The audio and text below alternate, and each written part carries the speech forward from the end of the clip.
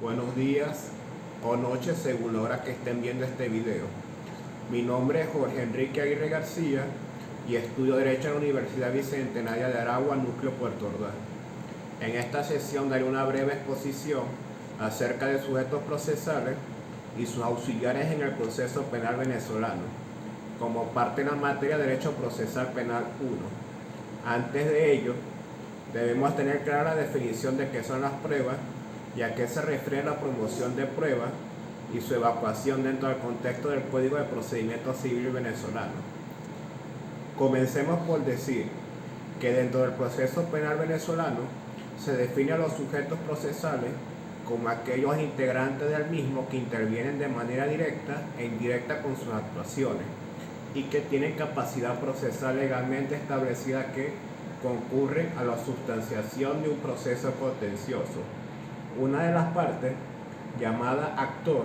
pretende en nombre propio de la actuación de la norma legal, y la otra parte, llamada acusado, es a la cual se le exige el cumplimiento de una obligación, ejecute un acto o aclare una situación incierta. Por otra parte, los auxiliares son aquellos de los cuales se valen las partes para que colaboren en su tarea y solo podrán cumplir tareas accesorias y no podrán sustituir a las personas a quienes asistan en los actos propios de su función. Los auxiliares dentro del proceso penal son asistentes no profesionales,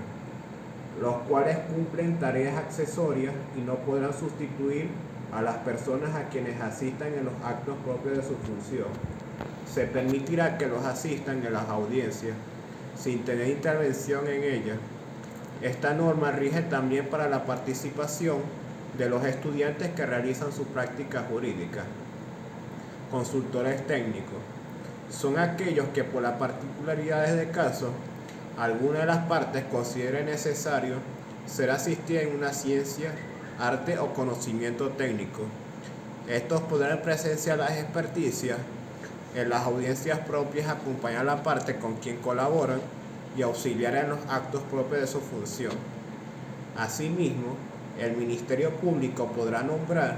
también directamente a su consultor técnico o consultora técnica. Cada parte solo tendrá derecho a nombrar un consultor técnico o una consultora técnica.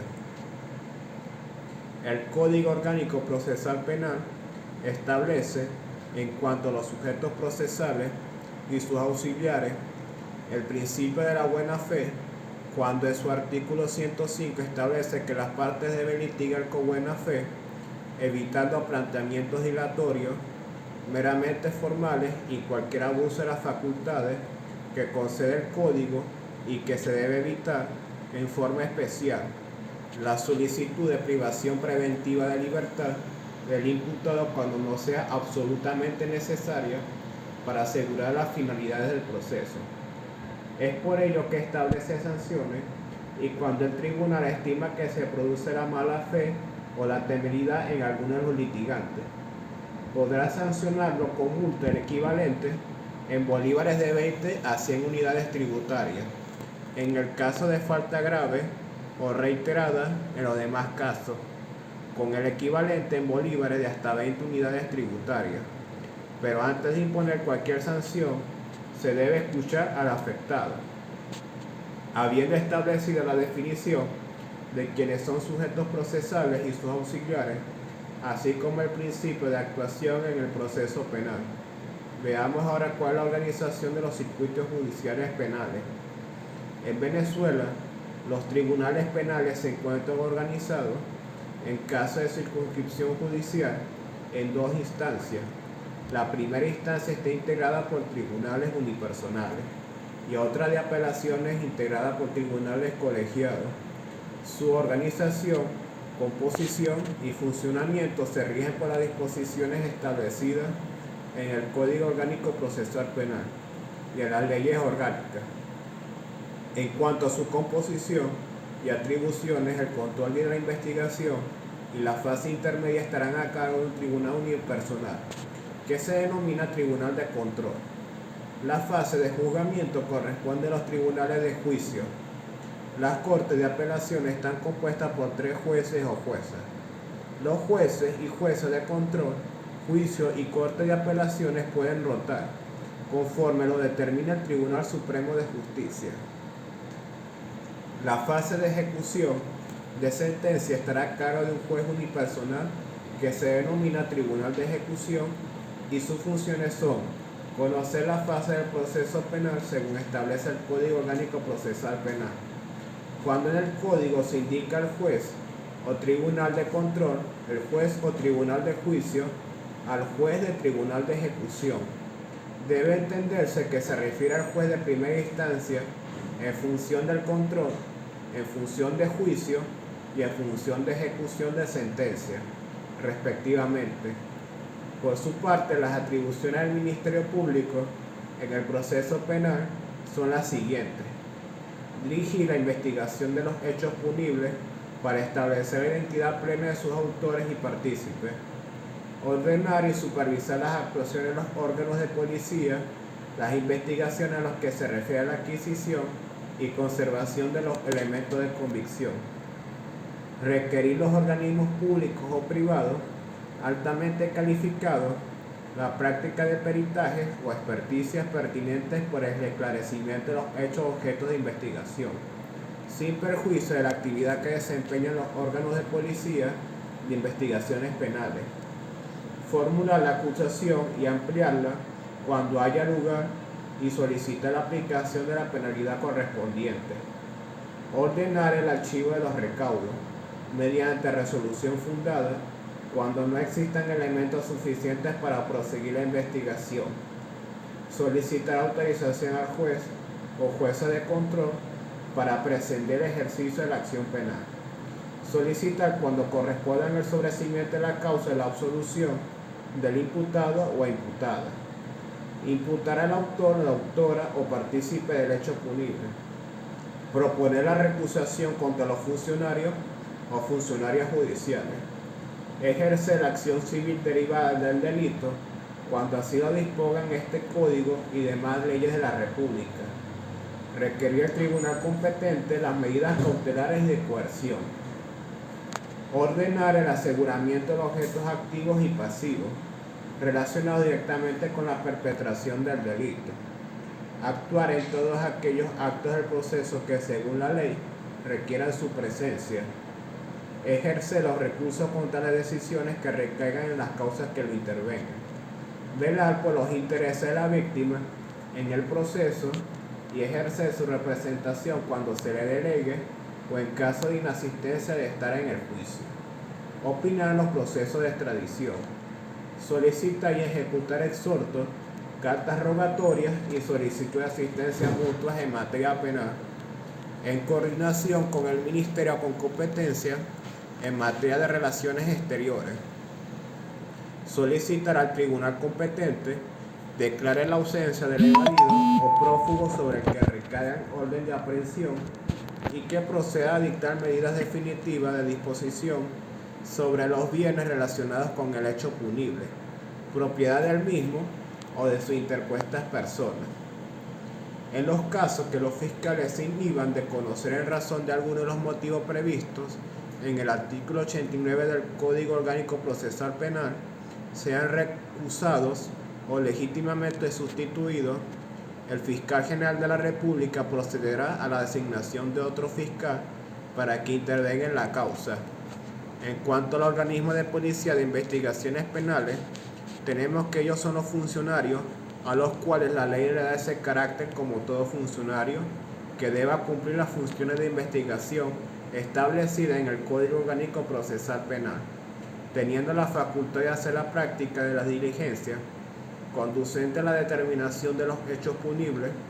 y a la identificación de sus autores o autoras y partícipes bajo la dirección del Ministerio Público. Las informaciones o resultados de las investigaciones que obtengan a los órganos de policía acerca de la perpetración de hechos delictivos y de la identidad de sus autores y demás partícipes deben constar en acta que tiene que suscribir el funcionario actuante para que sirvan al Ministerio Público a los fines de fundamentar la acusación, sin menoscabo el derecho de defensa del imputado.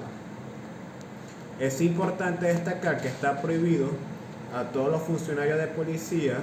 dar informaciones a terceros acerca de las diligencias que practiquen, de sus resultados y de las órdenes que deben cumplir, y su incumplimiento dará lugar a sanciones previstas en la ley. Las actuaciones de los organismos policiales para la detención de los imputados están sometidas a las siguientes reglas o principios de su actuación: hacer uso de la fuerza solo cuando sea estrictamente necesario y en la proporción que lo requiera la ejecución de la detención; no utilizar armas, excepto cuando haya resistencia que ponga en peligro la vida o la integridad física de personas; no infligir, instigar o tolerar ningún acto de tortura u otros tratos de castigos crueles, inhumanos o degradantes; no presentar a los detenidos o detenidas en ningún medio de comunicación social cuando ella pueda afectar el desarrollo de investigación; identificarse en el momento de la captura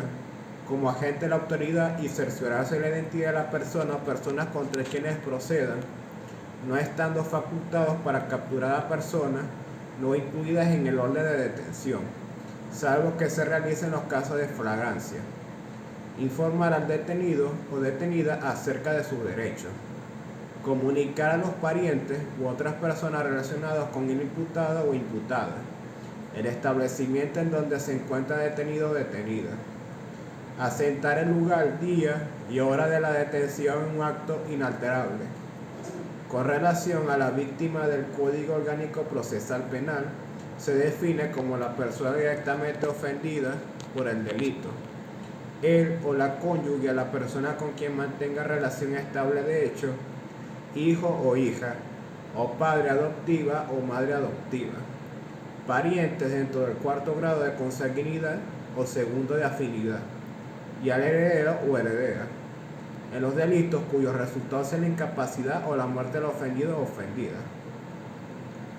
Él o la cónyuge de la persona con quien mantenga relación estable de hecho, hijo o hija, padre adoptivo o madre adoptiva, parientes dentro del cuarto grado de consanguinidad o segundo de afinidad, cuando el delito sea cometido en perjuicio de una persona incapaz o de una persona menor de 18 años. Los socios o socias, accionistas o miembros, respecto a los delitos que afecten a una persona jurídica cometidos por quienes la dirigen, administran o controlan. Las asociaciones, fundaciones y otros entes, en los delitos que afecten intereses colectivos o difusos, siempre que el objeto de la agrupación se vincule directamente con esos intereses y se hayan constituido con anterioridad a la perpetración del delito. Si las víctimas fuesen varias, deberán actuar por medio de una sola representación. Es el Ministerio Público quien está obligado a velar por la protección y reparación de los daños que se le ha causado en todas las fases. Por su parte, los jueces y juezas garantizarán la vigencia de sus derechos y el respeto del proceso de protección y reparación durante el proceso. Asimismo, la policía y los demás organismos auxiliares deberán otorgarles un trato acorde con su condición de afectado o afectada, facilitando el máximo de su participación en los trámites en quien deba intervenir. En cuanto a los derechos de la víctima, tenemos lo siguiente: presentar querellas e intervenir en el proceso conforme a lo establecido en el Código Orgánico Procesal Penal, ser informada de los avances y resultados del proceso cuando lo solicite, delegar de manera expresa en el Ministerio Público su representación o ser representada por este en el caso de inasistencia al juicio, solicitar medidas de protección frente a probables atentados en contra suya o de su familia, adherirse a la acusación del fiscal o formular una acusación particular propia contra el imputado en los delitos de acción pública, a una acusación privada en los delitos de pendiente instancia de parte, ejercer las acciones civiles con el objeto de reclamar la responsabilidad civil proveniente del hecho punible, ser notificada de la resolución del fiscal que ordena el archivo de los recaudos, impugnar el sobreseimiento de la sentencia absolutoria.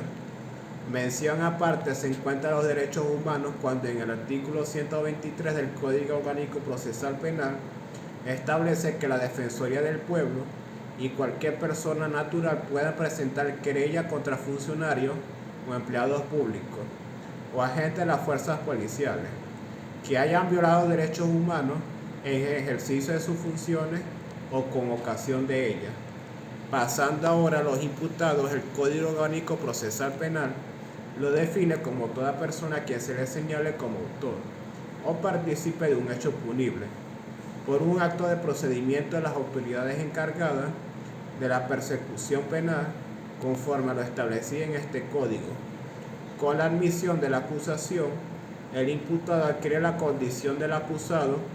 La denominación del imputado puede utilizarse indistintamente. El imputado tiene los siguientes derechos: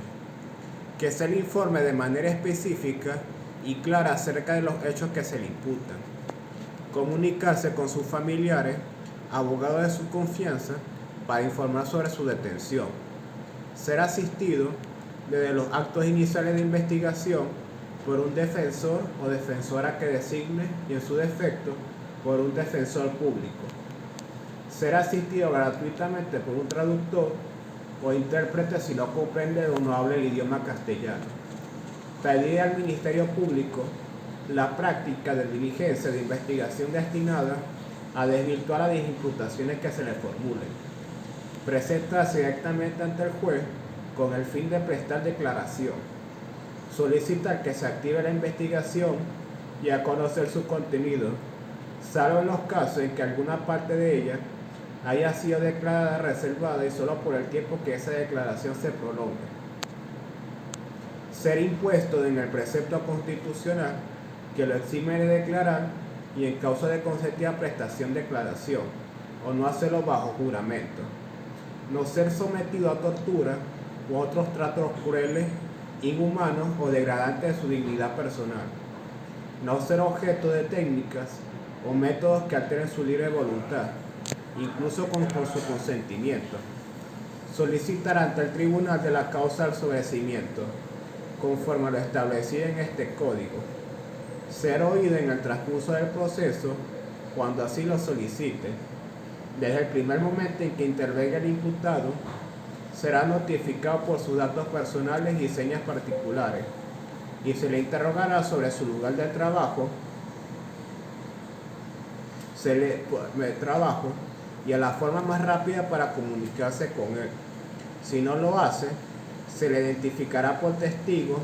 o por otros medios útiles. La duda sobre los datos obtenidos no alterará el curso del proceso y los errores sobre ellos podrán ser corregidos en cualquier oportunidad. En cuanto a los casos de incapacidad, el trastorno mental grave del imputado es motivo de la suspensión del proceso hasta que desaparezca esta incapacidad. Sin embargo, no impedirá la investigación del hecho ni la continuación del proceso respecto a otros imputados o imputadas. La incapacidad será declarada por el juez o jueza, previa experticia psiquiátrica forense, la cual podrá ser solicitada por cualquiera de las partes. Con respecto a la oportunidad de declaración del imputado, lo hará durante su investigación ante el funcionario del Ministerio Público, cualquiera que comparezca espontáneamente y así se lo pida, o cuando sea citado por el Ministerio Público. Si el imputado ha sido aprehendido, se notificará inmediatamente al juez de control para que declare entre el más tardar plazo de 12 horas. A contar de su aprehensión, este plazo se prorrogará por otro igual, cuando el imputado así lo solicite para nombrar defensor. Durante la etapa intermedia, el imputado declarará si lo solicite y a la declaración será recibida la audiencia preliminar por el juez. En el juicio oral, declarará en la oportunidad y forma prevista en el Código Orgánico Procesal Penal. El imputado tiene derecho de abstenerse de declarar como también a declarar cuantas veces quiera, siempre que su declaración sea pertinente y no aparezca solo como una medida dilatoria en el proceso. En todo caso, la declaración del imputado será nula si no lo hace en presencia de su defensor o defensora. Antes de comenzar la declaración, se le impondrá al imputado el precepto constitucional que lo exime de declarar en causa propia y en caso de consentida prestación de declaración, a no hacerlo bajo juramento, y se le comunicará detalladamente cuál es el hecho que se le atribuye, con todas las circunstancias de tiempo, lugar y modo de comisión, incluyendo aquellas que son de importancia para la calificación jurídica, las disposiciones legales que resulten aplicables y los datos que la investigación arroja en su contra. Asimismo, se le instruirá de que la declaración es un medio para su defensa y por consiguiente tiene derecho a explicar todo cuanto sirva para desvirtuar la sospecha que sobre él recaiga y a solicitar la práctica de diligencias que considere necesarias. En ningún caso se harán al imputado preguntas subjetivas o capciosas. Si son varios los imputados o imputadas, sus declaraciones serán tomadas una tras las otras, sin permitirles que se comuniquen entre sí hasta la terminación de estas. El imputado o imputada tiene derecho a nombrar un abogado de su confianza como defensor. Si no lo hace, el juez le designará un defensor público desde el primer acto de procedimiento o antes de prestar declaración. Si prefiere defenderse personalmente, el juez lo permitirá solo cuando no perjudique la eficacia de la defensa técnica. La intervención del defensor o defensora no menoscaba el derecho del imputado a formular solicitudes y observaciones. Son requisitos para ejercer las funciones de defensor en el proceso penal ser abogado, no tener impedimento para el ejercicio libre de la profesión conforme al ordenamiento jurídico y estar en pleno goce de sus derechos civiles y políticos. Finalmente, en caso de diligencias que hayan de practicarse fuera del lugar del proceso, si el defensor o defensora manifiesta que no puede asistir a ellas, nombrar a defensor o defensora auxiliar en los casos en que sea necesario. Gracias por su atención.